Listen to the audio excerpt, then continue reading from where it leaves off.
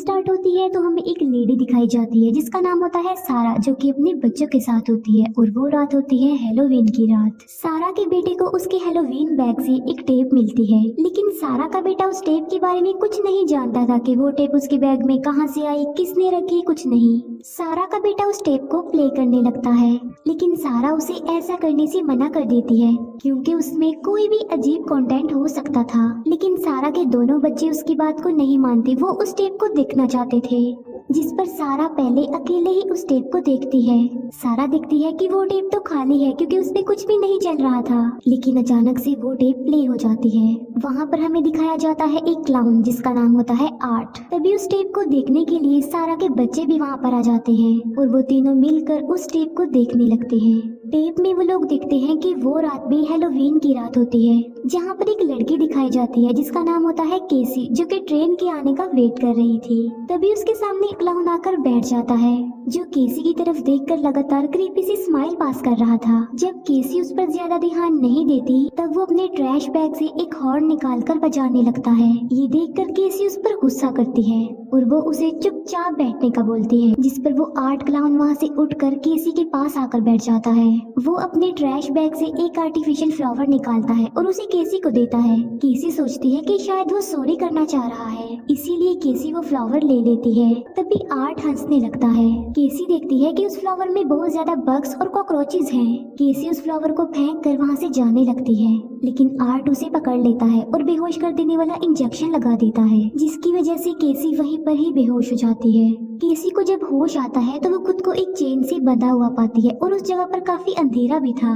केसी के अलावा वहाँ पर 2 और लड़कियां भी होती हैं और उन्हें भी केसी की तरह ही वहाँ पर लाया गया था। उनमें से एक लड़की बताती है कि हम 3 फ्रेंड्स थी, लेकिन एक लड़की को कोई चेन से खींच कर ले गया और थोड़ी देर बाद उस लड़की की सिर्फ चिल्लाने की आवाजें ही सुनाई दी गई। केसी कहती है कि फिर तो हमारे लिए भी यहाँ पर खतरा है और हमें यहाँ से निकलना होगा, वरना हम मारे जाएंगे। और तभी कोई एक और लड़की को भी खींच लेता है और वो दोनों लड़कियाँ देखते ही रह जाती हैं कि ये क्या हो गया। केसी दूसरी लड़की को कहती है कि हमें इस लड़की के पीछे जाना चाहिए जिसे अभी कोई खींच कर ले गया है। वो दोनों हिम्मत करके आगे बढ़ जाती है। उनकी चेन्स एक पाइप से बांधी गई थी और केसी उसे तोड़ने की कोशिश करती है, जिसकी वजह से वहाँ पर शोर पैदा होने लगता है। उस आवाज को सुनकर वहाँ पर एक क्रीपी सा आदमी आ जाता है, जो कि कोई नॉर्मल इंसान नहीं था बल्कि डिफॉर्म था, और वो दूसरी लड़की को पकड़कर उसका हाथ ही काट देता है। फिर वो डिफॉर्म आदमी उस लड़की को जान से ही मार डालता है। उस लड़की को मार डालने के बाद अब वो केसी पर अटैक करता है, लेकिन उसकी क्लीवर नाइफ से केसी की चेन टूट जाती है,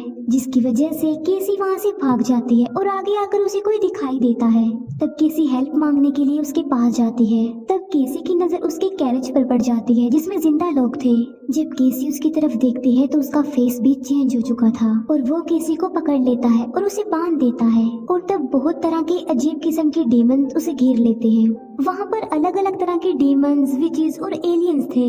उन्होंने एक प्रेग्नेंट लेडी को भी वहाँ पर बांधा हुआ था। वो डीमंस उस लेडी का पेट काट देते हैं और बच्चा निकाल लेते हैं और निकलने वाले खून को वो जमा कर लेते हैं और जाकर किसी को दे देते हैं। जिसको वो खून देते हैं वो उस खून को पी लेता है और अब वो बढ़ता है केसी की तरफ, और वो होता है हेल का सबसे बड़ा डीमन जिसका नाम था सैटर्न डीमन। वहाँ पर जितने भी डीमंस थे वो सारे हेल डीमन थे और वो सैटर्न के गुलाम थे। केसी काफी चिल्लाती है और टेप में वो मूवी यहीं पर खत्म हो जाती है। सारा के बेटे को तो वो मूवी काफी पसंद आई थी, लेकिन सारा और उसकी बेटी ये मूवी देखकर काफी डर जाती है। सारा उस टेप को बंद कर देती है और दोनों बच्चों को कहती है कि वो जाकर सो जाएं। सारा, जो कि अभी तक ही उस टेप के बारे में ही सोच रही थी। कुछ देर बाद सारा के बेटे के रूम का दरवाजा अपने आप से ही खुल जाता है। वो आवाज सुनकर सारा का बेटा उठ जाता है। वो देखता है कि वहाँ पर उसकी सिस्टर है, जो कि उस टेप को देखकर बुरी तरह से डरी होती है। उसे अपने रूम में डर लग रहा था और वो अपने भाई के साथ सोने आई थी। फिर वो सिबलिंग सो जाते हैं। सारा उस टेप को एक बार फिर से प्ले कर देती है और इस बार टेप में जो लेडी दिखाई जाती है उसका नाम होता है कैरोलिन। कैरोलिन जो कि अभी अभी अपने न्यू घर में शिफ्ट हुई थी और वो रात भी हैलोवीन की ही रात होती है कैरोलिन का हस्बैंड वहाँ पर नहीं था और कैरोलिन घर पर अकेली थी। उस वक्त कैरोलिन कॉल पर अपनी फ्रेंड से बात कर रही होती है। कैरोलिन अपनी फ्रेंड को बताती है कि मेरी हस्बैंड ने काफी अजीब सी पेंटिंग बनाई है। वो कहती है कि मेरे हस्बैंड का कहना है कि मुझे भी नहीं पता कि मैंने इस पेंटिंग को कब बना दिया। कुछ देर बाद कैरोलिन के घर के बाहर एक लाइट आकर गिरती है, जिसकी वजह से कैरोलिन के घर की लाइट ऑफ हो जाती है। कैरोलिन अपने हस्बैंड को कॉल करने की कोशिश करती है, लेकिन उसका फोन भी काम नहीं कर रहा था। कैरोलिन जल्दी से घर से बाहर आ जाती है और कार में आकर बैठ जाती है। वो कार स्टार्ट करने की कोशिश करती है, लेकिन कार भी स्टार्ट नहीं हो रही थी। सडन उसे पीछे से लाइट आती हुई दिखाई देती है। तब वो जल्दी से घर के अंदर चली जाती है और दरवाजे को बंद कर लेती है। तभी कैरोलिन को उसके हस्बैंड की कॉल आती है। अभी वो अपने हस्बैंड को सब कुछ बता ही रही होती है कि तभी कॉल कट जाती है। फिर कैरोलिन देखती है कि उसके घर में एक एलियन घुस गया है। उसे देखकर कैरोलिन चिल्लाने लगती है और वो एलियन कैरोलिन की आवाज सुन लेता है और उसे देख लेता है। कैरोलिन जल्दी से ऊपर की तरफ भागने लगती है, लेकिन वो एलियन उसे ऊपर जाने से पहले ही पकड़ लेता है। लेकिन किसी तरह कैरोलिन खुद को छुड़ा लेती है और बाथरूम में जाकर खुद को बंद कर लेती है। ये पता करने के लिए कि कैरोलिन कहाँ पर छुपी है, तब वो एलियन एक अजीब सी साउंड चला देता है, जिसका असर कैरोलिन के दिमाग पर होने लगता है और वो चिल्लाने लगती है और एलियन उसे ढूंढकर पकड़ लेता है। वो एलियन कैरोलिन के अंदर कुछ डालने की कोशिश कर रहा था, जिससे वो एलियन सांस ले पा रहा था। कैरोलिन उसका एक पाइप ही निकाल देती है और फिर कैरोलिन वहाँ से भाग जाती है। वो एलियन दोबारा से अपना पाइप लगा लेता है और एक बार फिर से वो कैरोलिन को फॉलो करने लगता है। कैरोलिन जो कि सीढ़ियों के नीचे छुप कर बैठी हुई थी, तभी कैरोलिन के हस्बैंड की कॉल आ जाती है और वो एलियन उसकी आवाज सुन लेता है। वो एलियन कैरोलिन को पकड़ लेता है और उसे घसीट कर वहाँ से ले जाने लगता है। कैरोलिन उस पेंटिंग को पकड़ लेती है जो कि उसके हस्बैंड ने बनाई थी और उस पर से कपड़ा हट जाता है और वो पेंटिंग किसी और की नहीं बल्कि आर्ट की ही थी। उस पेंटिंग को देखकर सारा भी डर जाती है, क्योंकि उसे ऐसा लग रहा था कि वो क्लाउन उसे ही देख रहा है। सारा उस टेप को बंद कर देती है, लेकिन उसे घर में कोई दिखाई देता है। सारा सोचती है कि शायद बच्चे उसके साथ शरारत कर रहे होंगे। तब सारा उन बच्चों के रूम में चेक करने के लिए जाती है। वो देखती है कि दोनों बच्चे तो सो रहे हैं। वो समझ रही थी कि दोनों बच्चे सोने की एक्टिंग कर रहे हैं। वो बच्चों से पूछती है कि नीचे कौन आया था अभी। बच्चे कहते हैं कि हम में से तो कोई नहीं आया। सारा उनकी बात को झूठ समझकर वहाँ से जाने लगती है। सारा का बेटा उससे पूछता है कि आप बार बार क्यों आकर हम पर नजर रख रही हैं? ये सुनकर सारा काफी हैरान रह जाती है, क्योंकि उन दोनों के सोने के बाद तो सारा फर्स्ट टाइम यहाँ पर आई थी।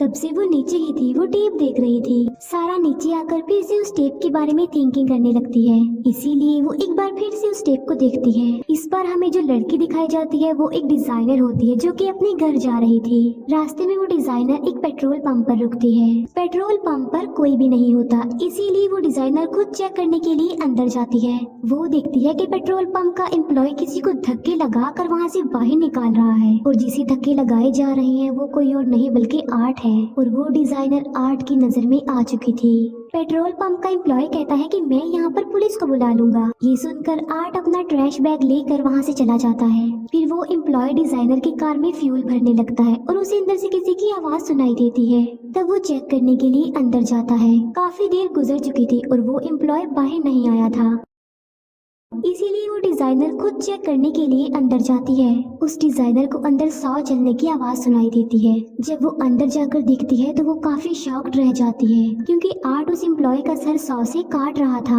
आर्ट उस डिजाइनर की तरफ देखकर हंसने लगता है। वो डिजाइनर जल्दी से अपनी कार में आकर बैठ जाती है और वहाँ से निकल जाती है। वो सोचती है कि वो अब बच गई है, लेकिन थोड़ी दूरी पर जाने के बाद वो देखती है कि आर्ट लिफ्ट मांग रहा है। उसे देखकर वो कार और तेज चलाने लगती है। वो मोबाइल से हेल्प मंगवाने की कोशिश करती है, लेकिन उसके मोबाइल की बैटरी भी लो हो गई थी। मोबाइल देखने की वजह से उसका ध्यान कार पर से हट जाता है और उसकी कार कंट्रोल से बाहर हो जाती है। लेकिन वो एक बार फिर से कार को अपने कंट्रोल में ले लेती है।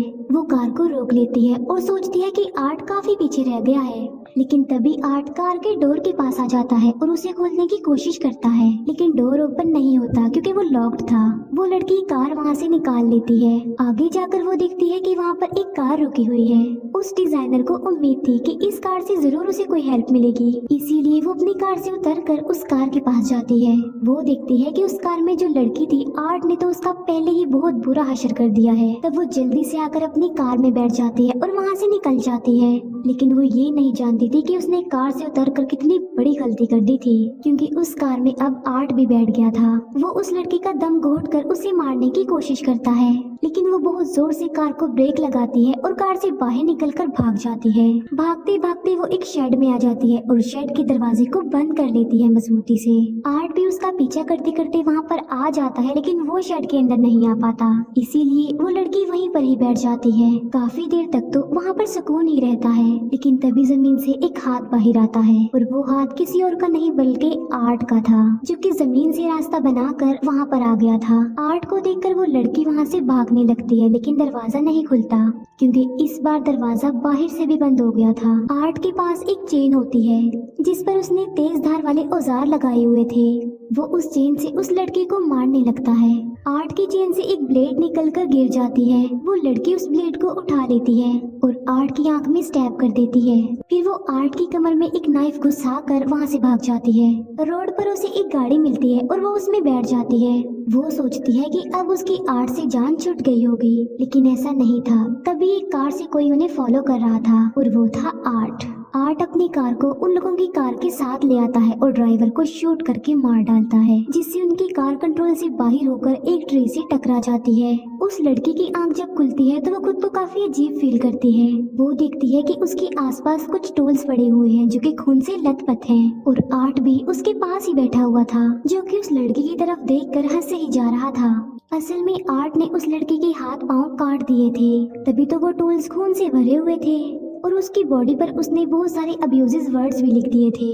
सारा इस टेप को देखकर काफी परेशान और डिस्टर्ब हो जाती है और वो उस टेप को बंद कर देती है। तभी सारा के घर का फोन बजने लगता है। सारा फोन उठाती है और वो काफी हैरान रह जाती है क्योंकि फोन पर वही डिजाइनर लड़की हेल्प मांग रही थी जिसे सारा अभी टेप में देख रही थी। सारा बहुत ज्यादा डर जाती है और वो फोन काट देती है। अचानक से टीवी ऑन हो जाता है और सारा उसके करीब जाकर देखती है और वहाँ पर होता है आर्ट, जो आहिस्ता आहिस्ता करके टीवी की तरफ आगे बढ़ रहा था। देखते ही देखते आर्ट स्क्रीन के बिल्कुल करीब आ जाता है। ऐसा लग रहा था कि अब आर्ट और सारा के दरमियान सिर्फ वो स्क्रीन ही रह गई है, इतना करीब आ गया था वो। और वो सारा को देख भी रहा था और उसे हॉन्ट करने की कोशिश कर रहा था। सारा काफी डर जाती है और वो सारा को और ज्यादा डराने की कोशिश कर रहा था। फिर सारा खुद को ही टीवी में देख पा रही थी और आर्ट भी उसके पीछे ही बैठा हुआ था। सारा अपने पीछे टर्न करके देखती है, लेकिन वहाँ पर कोई भी नहीं होता। लेकिन टीवी में वो देखती है कि वो क्लाउन यानी आर्ट उसके पास ही आ रहा है। वो टीवी बंद करने की काफी कोशिश करती है, लेकिन टीवी नहीं बंद हो पाता। आर्ट सारा के बहुत पास आ जाता है। तब सारा उस टेप को निकाल कर तोड़ देती है, जिसकी वजह से आर्ट भी वहाँ से गायब हो गया था। तभी सारा को अपने बच्चों के चिल्लाने की आवाज सुनाई देती है। तब सारा जल्दी से ऊपर जाती है। जो कुछ वहाँ पर चल रहा था वो हमें एक टेप की तरह ही दिखाया जा रहा था। ऊपर जाकर सारा देखती है कि वहाँ पर आर्ट खून से लथपथ है और हंस रहा है, लेकिन अचानक से आर्ट वहाँ से गायब हो जाता है। सारा रूम में जाती है और वो देखती है कि आर्ट ने उन दोनों बच्चों के सर काट कर अलग कर दिए हैं और आर्ट ने वॉल को खून से भर दिया है और वहाँ पर अपना नाम भी लिख दिया है। ये देखकर सारा काफी रोती है और चिल्लाती है और सारा के चिल्लाने के साथ ही ये मूवी यहीं पर एंड हो जाती है।